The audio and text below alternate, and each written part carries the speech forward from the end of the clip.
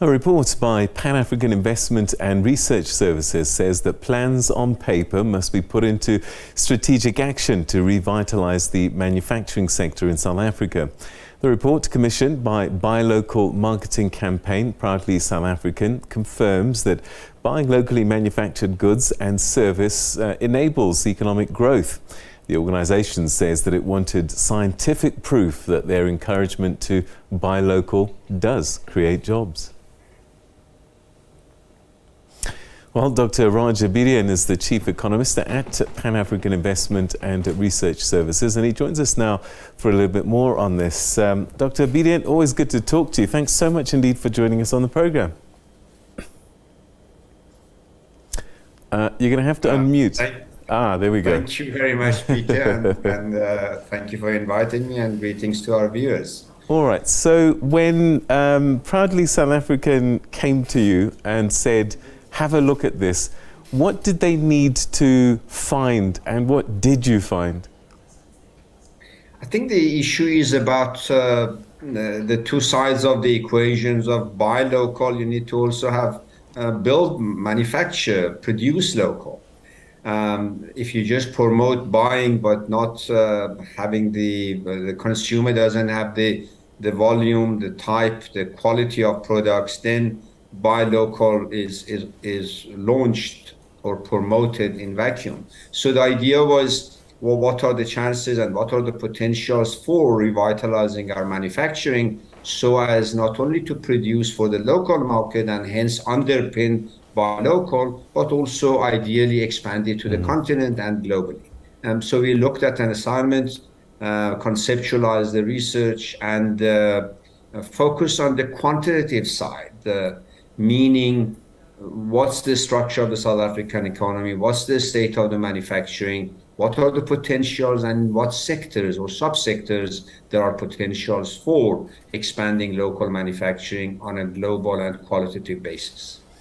So give us headline the story in terms of perhaps percentages, potential growth, if we were to go more local.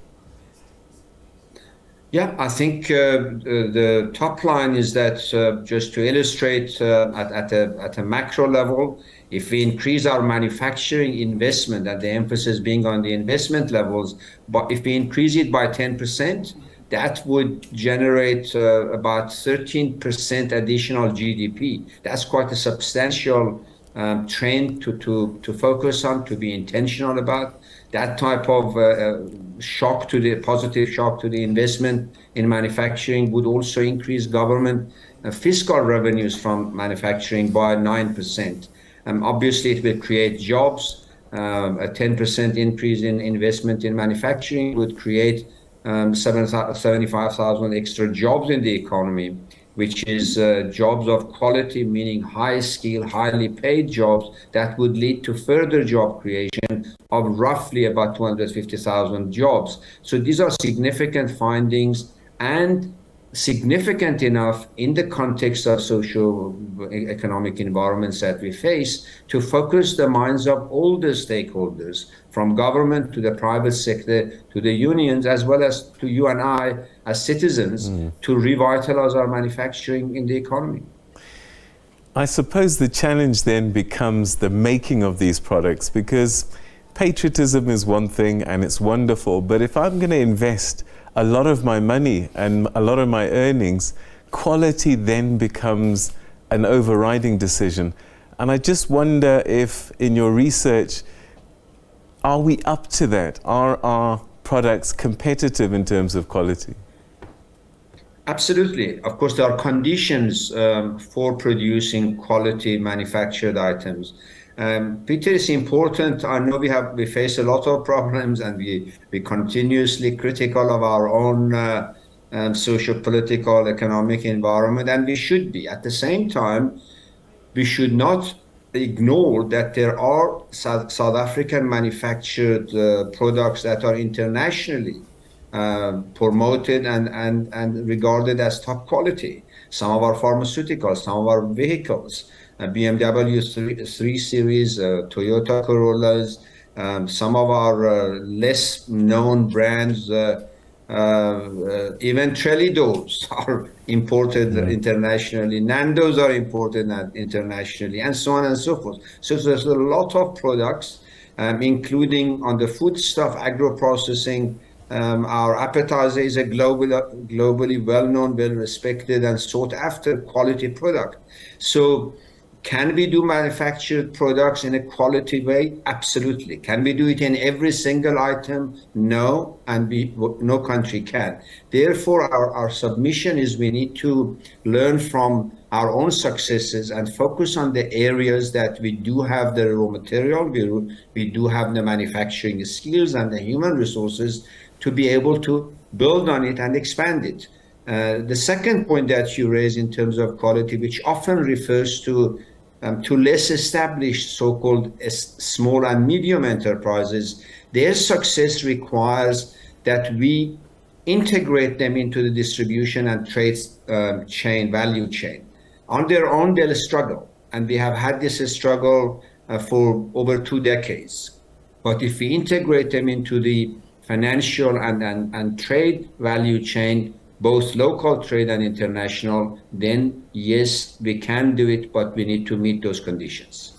So the potential is there, and it sounds as if it's enormous, but I guess for it to actualize, a lot of key people have to do the right things, and one of them is government. Yes, Peter, the government has introduced a very interesting and potentially very promising framework, which is called Sector Master Plan. And in that master plan, the idea is that the key players, government, obviously, private sector, and other role players would be around the table. So master plans are developed, but in our view, it doesn't go far enough. It doesn't become granular enough. For example, we can't talk about manufacturing. We need to break it down to say manufacturing what? And when we answer the question of manufacturing what, it also identifies who should be around the table. We can't talk about it in this vacuum of like saying we must have captains of industry around, or which industry. So our proposal is that the master plan framework is right, but we need to get the right players for the particular industry or even sub-industry around the table. If government has to commit to certain actions, certain regulatory or certain infrastructural programs, such as reliable energy, such as efficient ports, such as efficient railways, then they must not talk about it, they must put timeline to it. And as part of that master plan, the private sector and the other stakeholders need to come to the party, and only then can we revitalize that particular industry. All right, perhaps in conclusion, in summary, what would you say is the biggest learning from this research that you've done? I think the biggest learning or the biggest message is there is an urgent need to revitalize our manufacturing. South Africa, unlike many countries, does have what it takes to have a robust and globally competitive manufacturing sector. And the fact that it has been neglected, we need to rectify. And in order to rectify and revitalize, create more revenue base for government, more jobs and more activities, we need to have the right players around the table committed to a very intentional plan of action to arrest the decline of manufacturing. That's the top message. Dr. Iraj Abedian, always good to talk to you. Thank you so much indeed for giving us some good news, potentially, that we can act upon. Thanks so much indeed. Thank you, Peter. Thank you.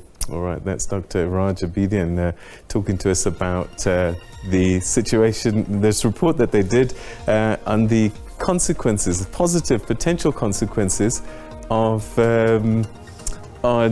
investing in the local economy. And the statistics are quite a thing. If you increase local investment by 10% in the medium term, GDP can shoot up by 13%, creating 8% more jobs. So it's a no-brainer. Let's all go local.